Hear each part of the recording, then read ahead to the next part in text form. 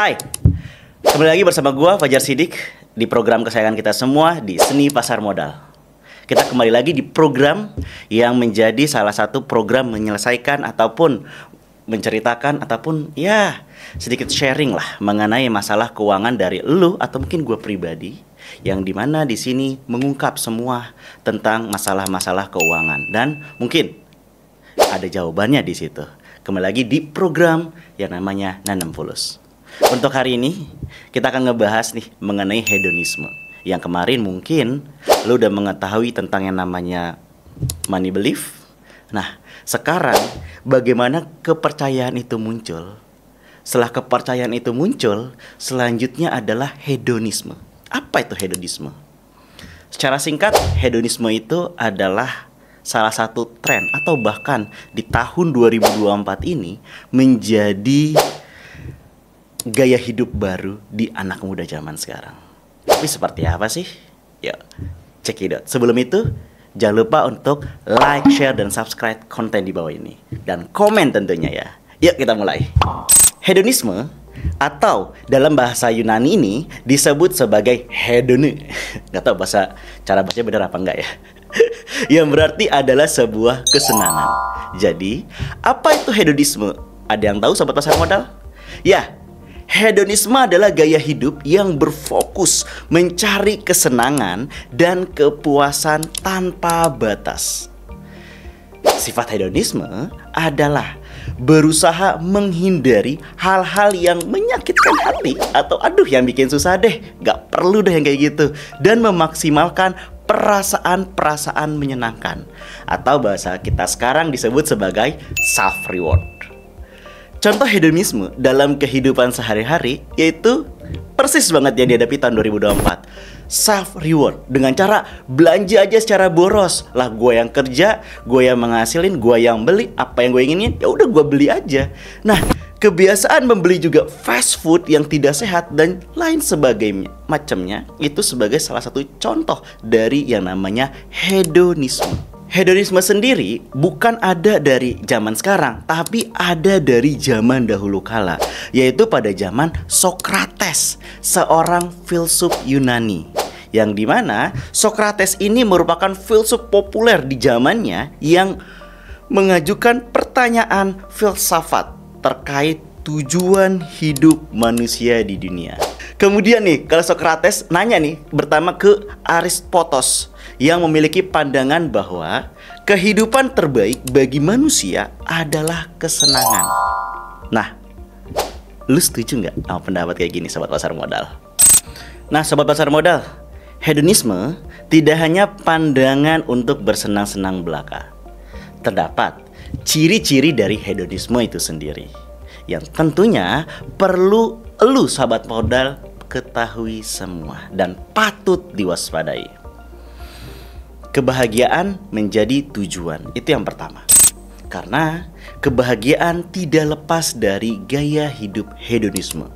Maka ciri-ciri hedonisme adalah tujuan utama dalam hidupnya hanyalah sebuah kesenangan belaka. Mereka akan memilih hal-hal atau perilaku yang menyenangkan bagi dirinya. Yang kedua, yaitu adalah tidak mau merasakan rasa sakit atau sulit. Pokoknya pengen muda aja lah, gitu kesimpelnya.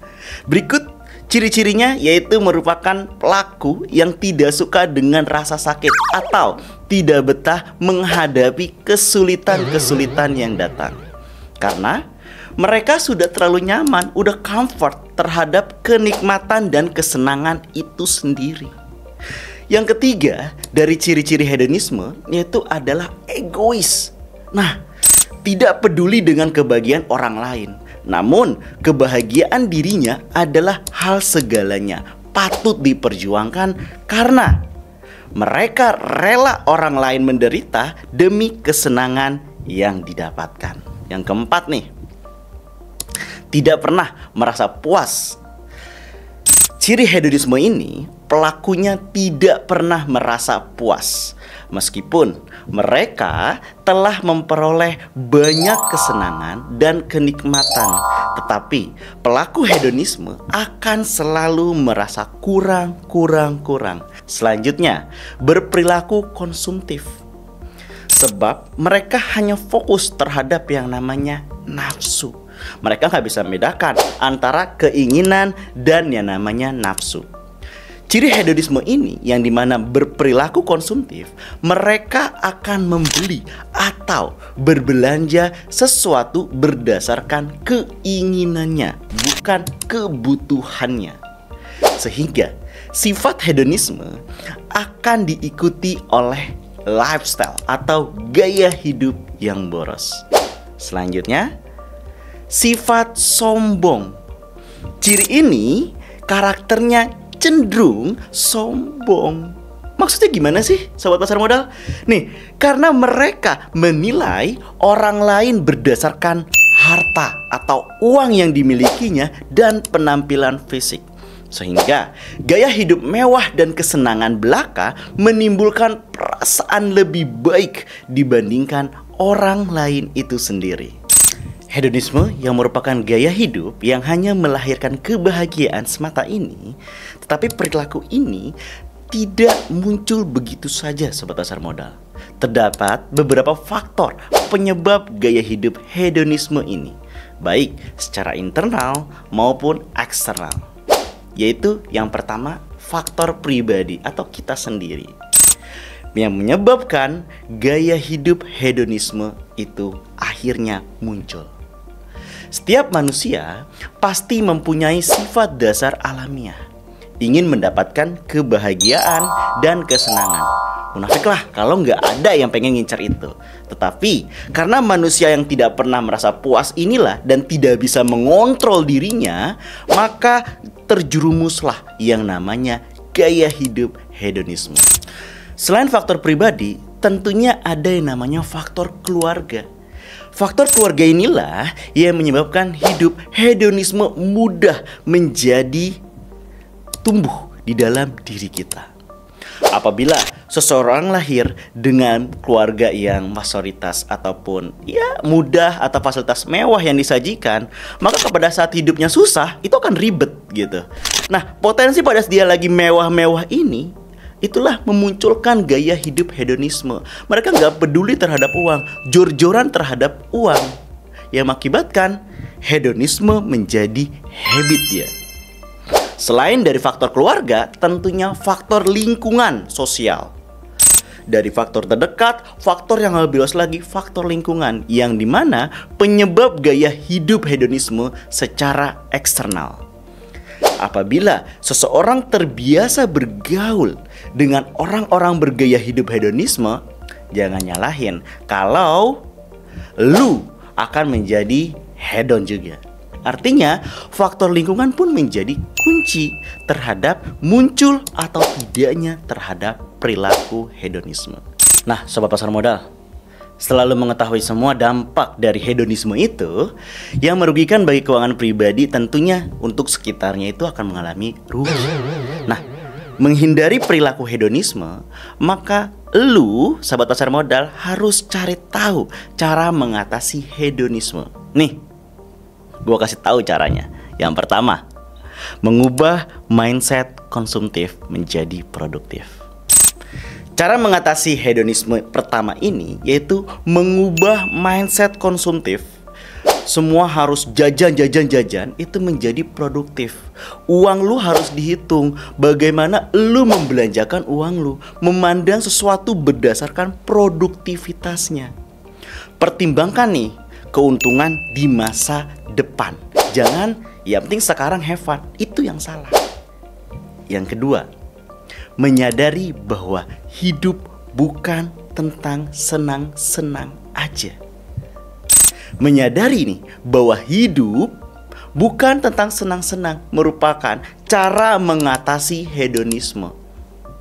Tentunya hidup kita untuk ibadah, tapi sebagai manusia, kodratnya harus memahami bahwa kehidupan itu selalu berputar, roda selalu berputar. Kadang kau atau lu akan diberikan masalah yang bertubi-tubi yang gak selesai-selesai, membuat suasana menjadi sedih, lunglai, gundah gulana, ataupun kesulitan yang gak ada henti.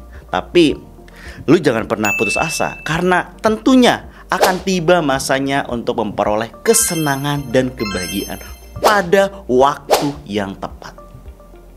Selanjutnya yang ketiga, susun target dan rencana keuangan jangka panjang. Dalam hal ini, lu bisa bantuan lu dengan financial planner, yaitu dengan cara mengatasinya, yaitu menyusun target dan rencana keuangan jangka panjang. Ketika lu mempunyai financial planning yang baik atau financial health yang baik dalam memikirkan masa depan, maka lu bisa mengontrol gaya hidup. Lu bisa mengetahui, gua harus keluar berapa sih setiap bulannya. Jadi lu bisa tahu untuk kedepannya apa yang lebih penting, tujuan financial lu tuh apa. Itu yang harusnya lu menjadi concern. Selanjutnya, membatasi diri saat melakukan self reward.